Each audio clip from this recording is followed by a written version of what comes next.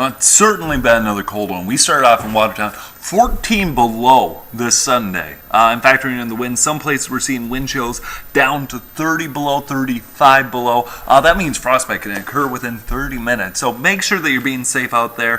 The bad news is Monday morning is also going to be cold. We're looking to be about 12 below by the time we're waking up. The good news is into the afternoon of Monday, we are going to be seeing those temperatures rise about 40 degrees almost, up to 27 degrees for a high in Watertown. And that's all thanks to a southwesterly flow of wind, helping to aid our temperatures and bringing warmer and warmer air into our general region. But first off, a couple of wind chill advisories to pass along. And this is just lasting until 8 a.m. on Monday because we're already going to start to warm up quite nicely as soon as the sun comes up and those southwesterly winds start to kick in as well. But we have had a very clear day, hardly a cloud in the sky as we look across the region. In fact, expanding this view out, we can see that it's been clear across the board. A couple little light returns are being picked up by the satellite, but on the whole, it was a clear day, but that did not help our low temperatures this morning. In fact, we can see that cold air spilling into North Dakota and northern Minnesota this morning. Bemidji, 28 below.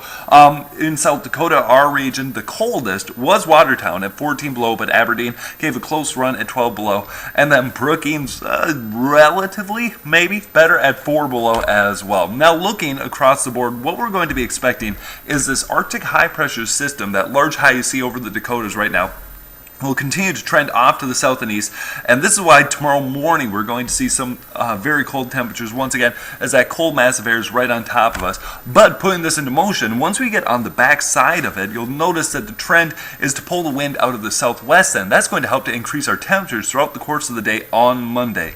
Now on Monday, late in the afternoon into the evening, we're going to see a couple clouds start to spill back into our region, and then you're noticing that cold front that's up to our north. That is once again going to help the clouds. Tuesday, we could see a couple light flurries, but no accumulations are associated with this. It's just going to be a little patchy snow here and there.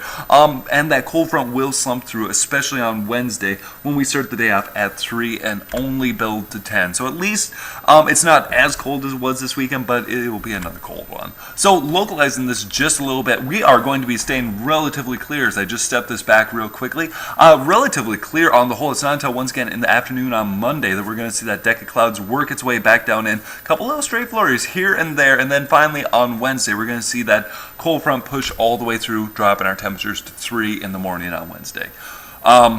Tonight into Monday morning, 12 below. It's going to be cool, and even with a light wind at 5 to 10 miles an hour, wind chills are going to feel closer to 25 below that evening. All right, on Mondays, clear skies on the whole. It's not until into the afternoon we're going to see that cloud deck move in. 27 degrees, very good warming, all thanks to the sun and a southwesterly breeze upwards of 20 miles an hour, sometimes gusting to 30 miles an hour. Tuesday, stray low flakes moving its way on through. Temperatures not really deviating much either, from 24 up to 29. Then that cold front does push through, dropping us back down into only the 10s for a high and sub-zeros for the low. But at least we rebound a little bit into the next weekend, with Sunday holding once again a brief chance for some scattered precipitation. But the good news is this Arctic high pressure system continues to work its way off to the south and east, and it's not going to impact us much longer. And meteorologically speaking, March 1st, we get out of the meteorological winter and into the meteorological spring, so at least that's also something that you can look forward to. All right, I'm meteorologist Connor Raskovich with the Watertown Weather Watch forecast. Thank you very much for joining me, and have a wonderful beginning of your week.